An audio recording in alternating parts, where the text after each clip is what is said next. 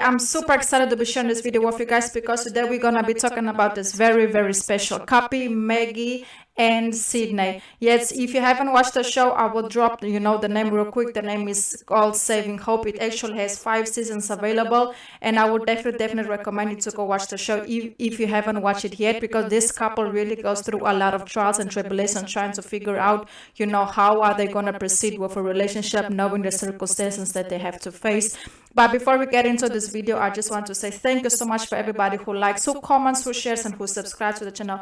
I really do appreciate all the love and all the support. And I also want to say that I have just activated the super stickers just in case any of you would like to make a donation to the channel. I will definitely appreciate that. So let's not waste any more time and let's get right to the topic of today and talk about this amazing couple. So basically, Maggie and Sydney connect when Sydney becomes Maggie's mentor at the hospital, because Maggie at this point, she's trying to get her residency. She's trying to become a doctor, so she has to pass her board exam. So Sydney was in charge to mentor her through this process and get her prepared for that big exam. So that's how they actually start to connect with one another. Maggie breaks up with her boyfriend during the whole process, and she also has an unfortunate miscarriage, and during that process she went through a lot mentally and physically.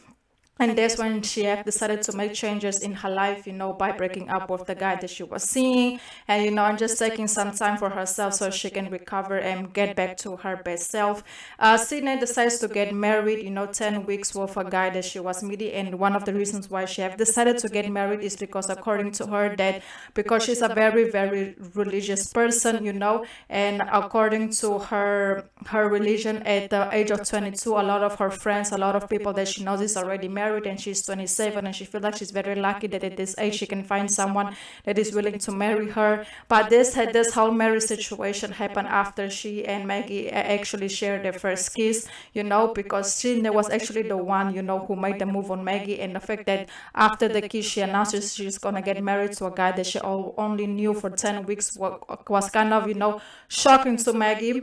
So as time went by, Sydney comes out and she cancels her wedding, and she comes out to her family. She tells her fiance that one of the reasons why, like the main reasons why she can get married, is because she's gay. And that was actually a very, very difficult situation for Sydney to come up because of her religion. And Sydney's family disowned her and put her aside, and didn't want her to be involved in family business and none of that stuff, because her family felt like, because Sydney announced that she's gay and she came out of the closet, that she cursed her family because of religion reasons. Sydney and Maggie, actually after that point, after Sydney came out, Maggie, she was she also single. They had something going on for real quick, but they have decided to part ways because they wasn't on the same page on a lot of things, and also work and their personal stuff. So they have just decided just to be cordial and part ways, and and not involved with one another at that point.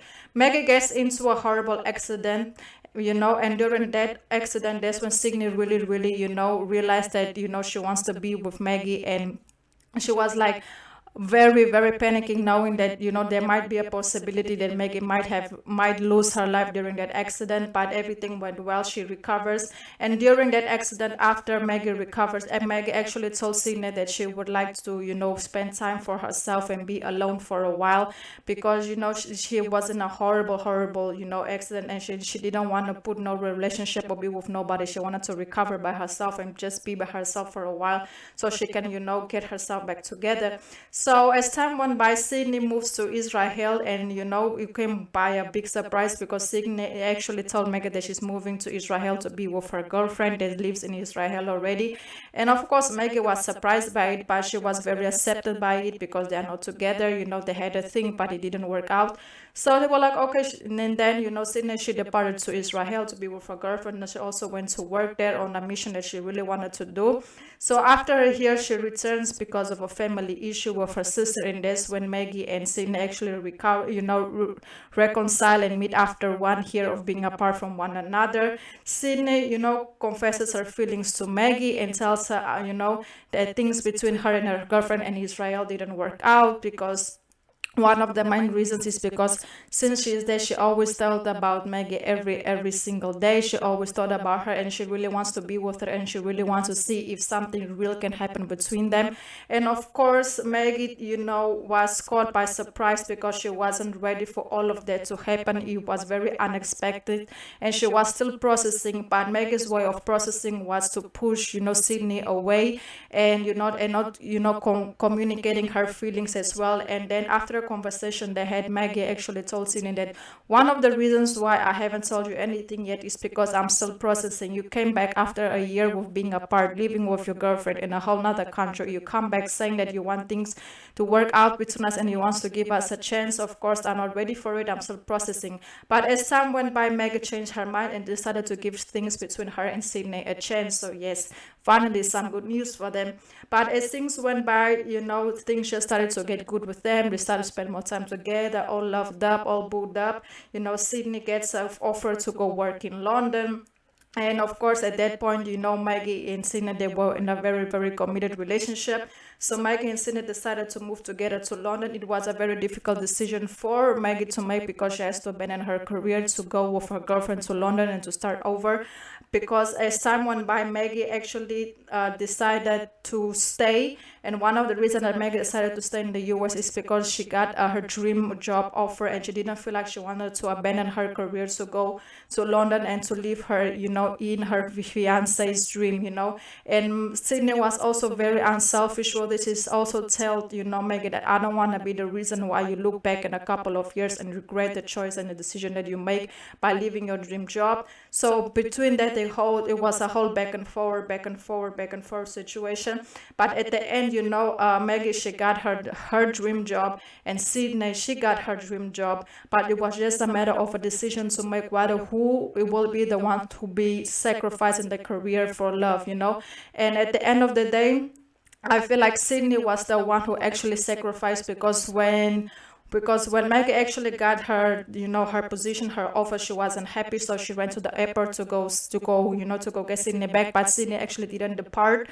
So they reconnected at the airport, and they had this whole beautiful, amazing conversation. And they both have decided, to just give things between them another try. I guess at that point, Sydney decided to stay in the US, and, and Maggie decided, to get her job and still be with the person who they love. So they actually came to a common ground. So yes, they actually have a happy ending. I really thought they wouldn't have had a happy ending, but they actually do.